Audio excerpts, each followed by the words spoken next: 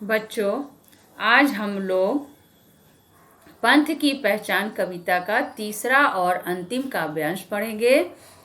इसमें कवि जीवन पथ में आने वाले सुख दुखों के प्रति सचेत करता हुआ मनुष्य को निरंतर आगे बढ़ने की प्रेरणा दे रहा है। अब आगे की पंक्तियां इस प्रकार हैं। है अनिश्चित किस जगह पर सरित गिरी गह्वर मिलेंगे। कवि कहता है कि हे मनुष्य, जीवन पथ पर चलते समय यह नहीं बताया जा सकता है कि तुम्हें मार्ग में किस स्थान पर सरित गिरी गह्वर मिलेंगे। बच्चों, सरित का अर्थ होता है नदी, गिरी का पर्वत और गह्वर का खाई। तो तुम्हारे जीवन के मार्ग में किस स्थान पर नदी, पर्वत और खाई मिलेगी, यह पहले से निश्चित नहीं है। और बच्चों, ये तीनों ही कठिनाइयों के प्रतीक है। इसलिए तुम्हारे मार्ग में कब कठिनाइयाँ और कब बाधाएं आएगी, यह पहले से निश्चित नहीं है। अनिश्चित किस जगह पर बागवन सुंदर मिलेंगे। यह भी नहीं कहा जा सकता कि तुम्हारे जीवन के मार्ग के किस स्थान पर सुंदर वन और उपवन मिलेंगे। सुंदर वन और उपवन सुख सुविधाओं के प्रतीक है। इसलिए यह भी पहले से निश्चित नहीं है कि तुम्हें कब सुख सुविधाएं प्राप्त होंगी। तो बच्चों, जीवन के मार्ग पर चलते समय कब हमें कठिनाइयाँ मिलेंगी और कब हमें सुख सुविधाएं मिलेंगी, यह सब पहले से निश्चित नहीं है। किस जगह यात्रा खत्म हो जाएगी, यह भी अनिश्चित। तो कवि कहते हैं कि कब तुम्हारी यात्रा समाप्त हो जाएगी, यह भी पहले से निश्चित नहीं है। अर्थात कब मृत्यु हो जाए, कब हमें मौत आ जाए, यह भी पहले से निश्चित नहीं है। अनिश्चित कब सुमन, कब कंटकों के सर मिलेंगे। सुमन का अर्थ होता है फूल, जो खुशियों का प्रतीक है। कंटकों का अर्थ होता है कांटे, सर का अर्थ होता है तीर। तो कंटक जो है वह दुख का प्रतीक होता है। तो कवि कहते हैं कि मार्ग में कब तुम्हें फूल मिलेंगे और कब कांटे मिलेंगे, यह भी पहले से निश्चित नहीं है। अर्थात तुम्हें कब जीवन में सुख मिलेगा या कब दुख मिलेगा, यह भी पहले से कहा नहीं जा सकता। कौन सहसा छूट जाएंगे, मिलेंगे कौन सहसा। कवि कहते हैं कि यह भी निश्चित रूप से नहीं कहा जा सकता कि तुम्हारे जीवन मार्ग में कौन प्रियजन अचानक तुम्हें छोड़कर चले जाएंगे और कौन अचानक तुम्हें मिल जाएगा, अचानक मिल जाएगा। अर्थात कौन तुम्हारा साथ देगा, यह भी पहले से निश्चित नहीं है कि कौन हमारे प्रियजन हमारा साथ छोड़ देंगे, कौन अचानक हमारे मित्र बन जाएंगे, यह भी पहले से निश्चित नहीं है। आ पड़े कुछ भी, रुकेगा तू न, ऐसी आन कर ले। इसलिए हे राही, कुछ भी हो जाए, तुम अपने जीवन के मार्ग में नहीं रुकोगे। चाहे कितनी भी कठिनाइयाँ आ जाएं, तुम अपने जीवन के मार्ग में नहीं रुकोगे। ऐसा प्रण कर लो, ऐसी प्रतिज्ञा कर लो। बच्चों, जब हम अपने जीवन के लक्ष्य की ओर बढ़ते हैं, तब हमें बहुत सी कठिनाइयों का सामना करना पड़ता है। जैसे कभी परिवार में कोई बीमार पड़ जाता है, तो कभी किसी की मृत्यु हो जाती है या कभी पैसों की तंगी। इन सब के कारण मनुष्य को कभी कभी अपना लक्ष्य छोड़ना पड़ता है।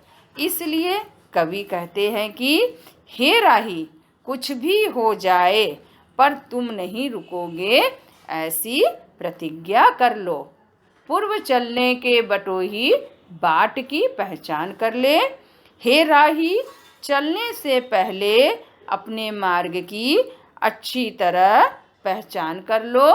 अर्थात कवि मनुष्य से उस पथ की पहचान करने की बात कर रहा है जिस पर चलकर उसे अपने जीवन का लक्ष्य प्राप्त करना है।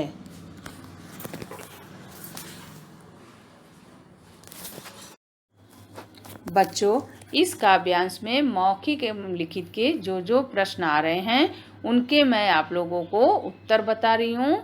आप लोग ध्यान से सुने और अपनी कॉपी में लिखेंगे। मौखिक का 4 पेज नंबर 101। सुंदर बागवन किसके प्रतीक है?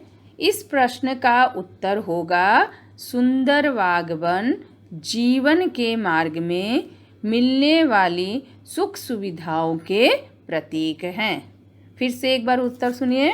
सुंदर बागवन जीवन के मार्ग में मिलने वाली सुख सुविधाओं के प्रतीक हैं।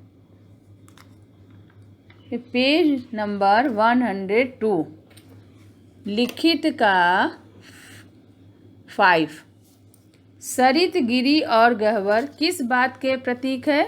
सरित गिरि, इस प्रश्न का उत्तर है सरित गिरि और गह्वर कठिनाइयों के प्रतीक हैं। इसका उत्तर है सरित गिरि और गह्वर कठिनाइयों के प्रतीक है।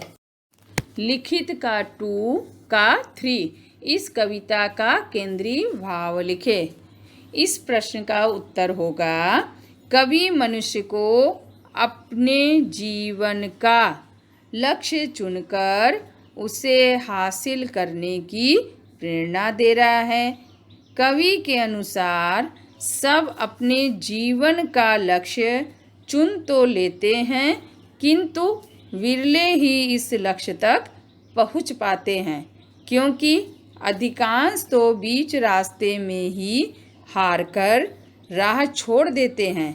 इस कविता के माध्यम से कवि ऐसे ही लोगों को समझा रहे हैं कि रास्ते कितने ही कठिन क्यों न हो, किंतु अपने लक्ष्य से भटकना नहीं चाहिए। इस प्रश्न का उत्तर लिखने के लिए बच्चों आप लोग परिचय से भी सहायता ले सकते हैं। ध्यान से सुने बच्चों, इस प्रश्न का उत्तर लिखने के लिए आप लोग परिचय से भी सहायता ले सकते हैं। इसका उत्तर परिचय में भी मिलेगा जो पाठ के आरंभ में आता है। अब लिखित का 3। दिए गए काव्यांश के नीचे लिखे प्रश्नों के सही उत्तर का चुनाव करें। बच्चों, अभी हम लोग जो काव्यांश पढ़े थे वही है अनिश्चित किस जगह पर सरित गिरि गह्वर मिलेंगे? है अनिश्चित किस जगह पर बागवन सुंदर मिलेंगे? किस जगह यात्रा खत्म हो जाएगी? यह भी अनिश्चित है। अनिश्चित कब सुमन कब कंटकों के सर मिलेंगे? कौन सहसा छूट जाएंगे, मिलेंगे कौन सहसा? आ पड़े कुछ भी रुकेगा तू न, ऐसी आन कर ले। पूर्व चलने के बटोही, बाट की पहचान कर ले। इसके आगे ये प्रश्न दिया है और हम लोगों को इसका उत्तर लिखना है। तो इसे आप लोग बच्चों पुस्तक में भी कर सकते हैं, पुस्तक में ही करें। प्रश्न नंबर 1, कवि किसे संबोधित कर रहा है?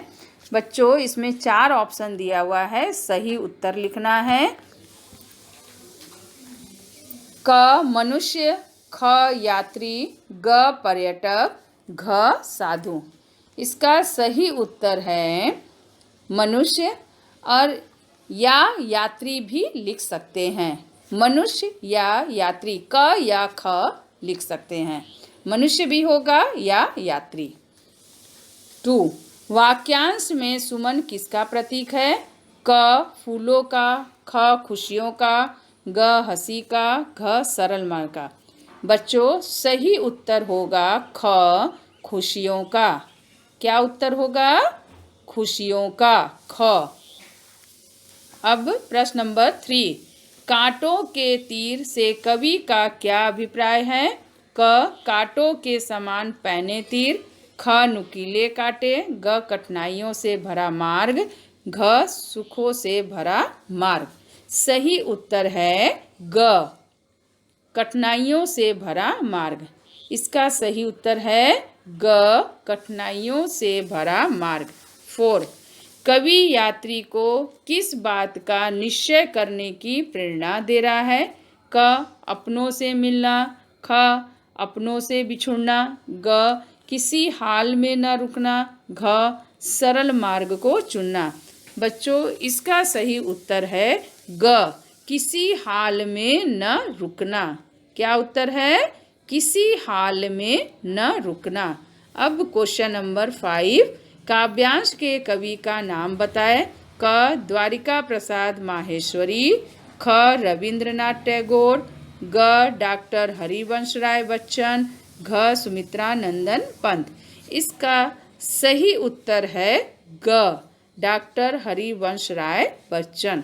बच्चों, एक बार फिर ध्यान से सुनिए, उत्तर है इसका ग, डॉक्टर हरिवंश राय बच्चन। बच्चों, ये प्रश्न नंबर 3 आप लोग अपनी पुस्तक में ही कर लीजिएगा।